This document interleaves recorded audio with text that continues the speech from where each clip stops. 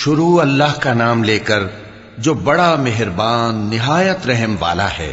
اے پیغمبر صلی اللہ علیہ وآلہ وسلم، جو عورت تم سے اپنے شوہر کے بارے میں بحث و جدال کرتی اور اللہ سے شکایت رنج و ملال کرتی تھی، اللہ نے اس کی التجا سن لی اور اللہ تم دونوں کی گفتگو سن رہا تھا۔ کچھ شک نہیں کہ اللہ سنتا ہے، دیکھتا ہے۔ جو لوگ تم میں سے اپنی عورتوں کو ماں کہہ دیتے ہیں وہ ان کی مائیں نہیں ہو جاتی، ان کی مائیں تو وہی ہیں جن کے بطن سے وہ پیدا ہوئے۔ بے شک وہ نامعقول اور جھوٹی بات کہتے ہیں، اور اللہ بڑا معاف کرنے والا ہے، بخشنے والا ہے۔ اور جو لوگ اپنی بیویوں کو ماں کہہ بیٹھیں پھر اپنے قول سے رجوع کر لیں تو ان کو قربت سے پہلے ایک غلام آزاد کرنا ضرور ہے۔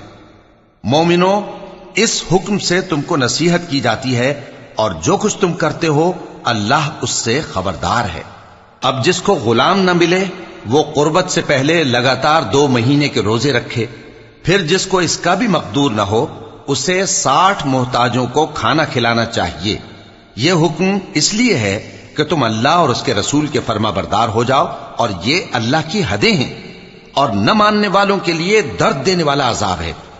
جو لوگ اللہ اور اس کے رسول کی مخالفت کرتے ہیں وہ اسی طرح ذلیل کیے جائیں گے جس طرح ان سے پہلے لوگ ذلیل کیے گئے تھے، اور ہم نے صاف صاف آیتیں نازل کر دی ہیں، اور جو نہیں مانتے ان کو ذلت کا عذاب ہوگا۔ جس دن اللہ ان سب کو جلا اٹھائے گا تو جو کام وہ کرتے رہے ان کو جتائے گا۔ اللہ نے وہ سب کام لکھوا رکھے ہیں اور یہ ان کو بھول گئے ہیں، اور اللہ ہر چیز سے واقف ہے۔ کیا تم کو معلوم نہیں کہ جو کچھ آسمانوں میں ہے اور جو کچھ زمین میں ہے اللہ کو سب معلوم ہے؟ کسی جگہ 3 شخصوں کی سرگوشی ہوتی ہے تو اللہ ان میں چوتھا ہوتا ہے، اور جہاں 5 آدمیوں کی سرگوشی ہو تو وہ ان میں چھٹا ہوتا ہے، اور نہ اس سے کم یا زیادہ مگر وہ ان کے ساتھ ہوتا ہے، خواہ وہ کہیں ہوں۔ پھر جو جو کام یہ کرتے رہے ہیں قیامت کے دن اللہ سب ان کو بتائے گا۔ بے شک اللہ ہر چیز سے واقف ہے۔ اے پیغمبر صلی اللہ علیہ وآلہ وسلم، کیا تم نے ان لوگوں کو نہیں دیکھا جن کو سرگوشیاں کرنے سے منع کیا گیا تھا، پھر جس کام سے منع کیا گیا تھا وہی پھر کرنے لگے؟ اور یہ تو گناہ اور ظلم اور پیغمبر صلی اللہ علیہ وآلہ وسلم کی نافرمانی کی سرگوشیاں کرتے ہیں، اور جب تمہارے پاس آتے ہیں تو اللہ تعالیٰ کے بتائے ہوئے الفاظ کے بجائے دوسرے الفاظ میں تمہیں دعا دیتے ہیں، اور اپنے دل میں کہتے ہیں کہ اگر یہ واقعی پیغمبر ہیں تو جو کچھ ہم کہتے ہیں اللہ ہمیں اس کی سزا کیوں نہیں دیتا؟ اے پیغمبر صلی اللہ علیہ وآلہ وسلم، ان کو دوزخ ہی کی سزا کافی ہے، یہ اسی میں داخل ہوں گے اور وہ بری جگہ ہے۔ مومنو، جب تم آپس میں سرگوشیاں کرنے لگو تو گناہ اور زیادتی اور پیغمبر کی نافرمانی کی باتیں نہ کرنا، بلکہ نیکوکاری اور پرہیزگاری کی باتیں کرنا، اور اللہ سے جس کے سامنے جمع کیے جاؤ گے ڈرتے رہنا۔ منافقوں کی سرگوشیاں تو شیطان کے اکسانے سے ہیں جو اس لیے کی جاتی ہیں کہ مومن ان سے رنجیدہ ہوں، مگر اللہ کے حکم کے سوا ان سے انہیں کچھ نقصان نہیں پہنچ سکتا۔ تو مومنوں کو چاہیے کہ اللہ ہی پر بھروسہ رکھیں۔ مومنوں، جب تم سے کہا جائے کہ مجلس میں کھل کر بیٹھو تو کھل کر بیٹھا کرو، اللہ تم کو کشادگی بخشے گا، اور جب کہا جائے کہ اٹھ کھڑے ہو تو اٹھ کھڑے ہوا کرو۔ جو لوگ تم میں سے ایمان لائے ہیں اور جن کو علم عطا کیا گیا ہے اللہ ان کے درجے بلند کرے گا، اور اللہ تمہارے سب کاموں سے واقف ہے۔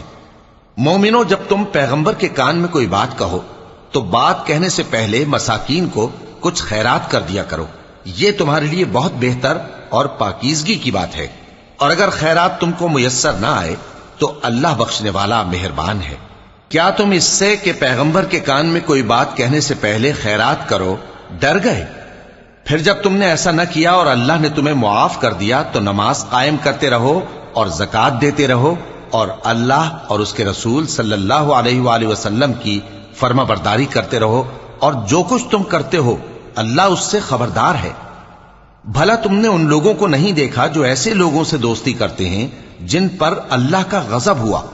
وہ نہ تم میں ہے نہ ان میں، اور جان بوجھ کر جھوٹی باتوں پر قسمیں کھاتے ہیں۔ اللہ نے ان کے لیے سخت عذاب تیار کر رکھا ہے۔ یہ جو کچھ کرتے ہیں یقیناً برا ہے۔ انہوں نے اپنی قسموں کو ڈھال بنا لیا ہے اور لوگوں کو اللہ کے رستے سے روک دیا ہے۔ سو ان کے لیے ذلت کا عذاب ہے۔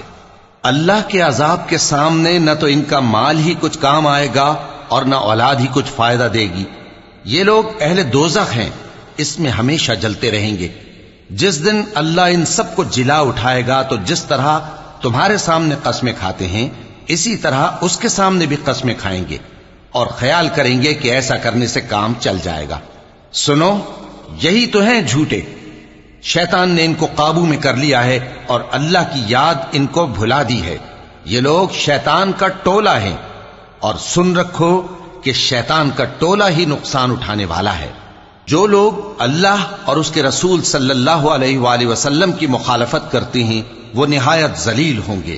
اللہ نے یہ بات لکھ دی ہے کہ میں اور میرے پیغمبر ضرور غالب رہیں گے۔ بے شک اللہ زور آور ہے، صاحب اقتدار ہے۔ جو لوگ اللہ پر اور روز قیامت پر ایمان رکھتے ہیں تم ان کو اللہ اور اس کے رسول صلی اللہ علیہ وآلہ وسلم کے دشمنوں سے دوستی کرتے ہوئے نہ دیکھو گے، خواہ وہ ان کے باپ یا بیٹے یا بھائی یا خاندان ہی کے لوگ ہوں۔ یہ وہ لوگ ہیں جن کے دلوں میں اللہ نے ایمان کو نقش کر دیا ہے اور اپنے فیض سے ان کی مدد کی ہے، اور وہ ان کو بہشتوں میں جن کے نیچے نہریں بہ رہی ہیں داخل کرے گا، جن میں وہ ہمیشہ رہیں گے۔ اللہ ان سے خوش اور وہ اللہ سے خوش۔ یہی لوگ اللہ کی جماعت والے ہیں۔ سن رکھو کہ اللہ کی جماعت والے ہی کامیاب ہوں گے۔